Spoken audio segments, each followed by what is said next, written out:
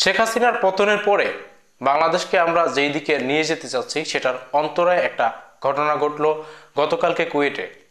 গতকালকে কুয়েটে যে সংঘর্ষময় পরিস্থিতির সৃষ্টি হয়েছে সেই বাংলাদেশ আমরা কামনা করছি না। আমরা একটা সুন্দর বাংলাদেশ চাই, সমৃদ্ধির বাংলাদেশ চাই।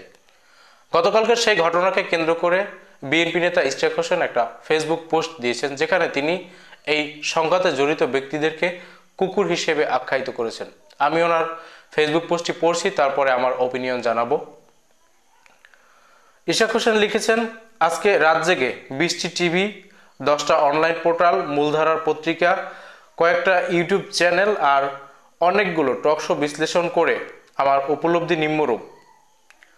ভাষাগত নিয়ন্ত্রণ পুরো না হারিয়ে বলতে চাই, খুলনা ও কুয়েটে কিছু কুকুর সমতুল্য দুর্বৃত্তের কারণে বাংলাদেশের অন্যতম ঐতিহাসিক একটি আন্দোলন তিস্তা পানির ন্যায্য হিস্যা আদায় ও তিস্তা মহাপরিকল্পনা বাস্তবায়ন, এই দাবিতে তিস্তা বেষ্টিত উত্তরবঙ্গের 5টি জেলায় 11টি স্থানে 48 ঘন্টার অবস্থান কর্মসূচি থেকে জাতীয় পর্যায়ে যে জাগরণ সৃষ্টি হওয়া উচিত ছিল সেটিকে অনেকটাই ম্লান করে দিয়েছে। জাগো বাহে তিস্তা বাঁচাও, জাগো বাহে তিস্তা বাঁচাও। ভারতের অন্যায় ও অবৈধ আচরণের কারণে কয়েক দশক ধরে 2 কোটি জনগণের আহাজারি নিরসনের এই কর্মসূচি কয়েকটি মানুষরূপী কুকুরের কামড়াকামড়িতে দেশের মানুষের দৃষ্টি ঘুরিয়ে দেওয়ার কাজটি করল। কুকুরগুলো কোন দল করে জানি না, প্রয়োজনও নেই। যারাই দোষী তাদেরকে খাঁচাবন্দি করার দায়িত্ব পুলিশের, আর সেটি করতে ব্যর্থ হলে তাদেরকেও ষড়যন্ত্রের অংশীদার হিসেবেই গণ্য করতে হবে। জায়গাটা আমি আরো একবার পড়ছি, কুকুরগুলো কোন দল করে জানি না, প্রয়োজনও নেই। যারাই দোষী তাদেরকে খাঁচাবন্দি করার দায়িত্ব পুলিশের, আর সেটি করতে ব্যর্থ হলে তাদেরকেও ষড়যন্ত্রের অংশীদার হিসেবে গণ্য করা হবে। এখানে স্পষ্টত দুটি অংশ সংঘাতে জড়িয়েছে। একটা হচ্ছে ছাত্রদল, বিএনপির সহযোগী সংগঠন, এবং বৈষম্য বিরোধী ছাত্র আন্দোলন।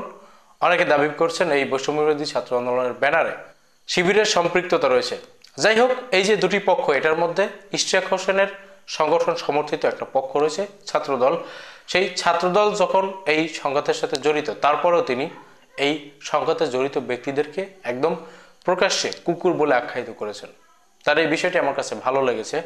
বাংলাদেশের এই যে একটা ইতিবাচক অধ্যায় ঘটতে যাচ্ছে, বিশেষ করে বিএনপির এই যে তিস্তা নিয়ে কর্মসূচি, এই কর্মসূচিকে অনেকে নানা দিকে প্রভাবিত করতে চাচ্ছেন, নানাভাবে বিশ্লেষণ করছেন। আমার ব্যক্তিগত অভিমত হচ্ছে যে বিএনপি এই কর্মসূচিতে জনসম্পৃক্ততা বাড়ানোর পাশাপাশি ভারত বিদ্বেষী যে মনোভাব সেটাকেও প্রদর্শন করছেন। যাই হোক, দুটোই বাংলাদেশের জন্য কল্যাণকর। এই পরিস্থিতি যখন বিএনপি সৃষ্টি করতে পেরেছেন, বাংলাদেশের মানুষের মধ্যে একটা জাগরণ তৈরি করতে পেরেছেন, সেটা জনসম্মুখে প্রদর্শনে বিঘ্নতা ঘটানো এই যে সংঘর্ষ, এই সংঘর্ষ অবশ্যই কুকুরসুলভ আচরণ। ইশতিয়াক হোসেনকে ধন্যবাদ দিয়ে এই ভিডিও শেষ করছি। সেই সাথে বাংলাদেশের সকল রাজনৈতিক দলের এই বিষয়টা মাথায় রাখতে হবে, ইশতিয়াক হোসেনের থেকে শিক্ষা নিতে হবে যে অপরাধী যারা দাঙ্গা বাজায়, যারা সহিংসতা ঘটায়, তারা যে দলই হোক তাদের বিচার হওয়া উচিত। তাদের বিচার যেন হয় সেটা সকলের কামনা থাকবে। যেমন ইশতিয়াক হোসেন কামনা করছেন যে এই সংঘর্ষের সাথে যারা জড়িত তাদেরকে সরকার যেন চিহ্নিত করে বিচার করে, সে যে দলেরই হোক।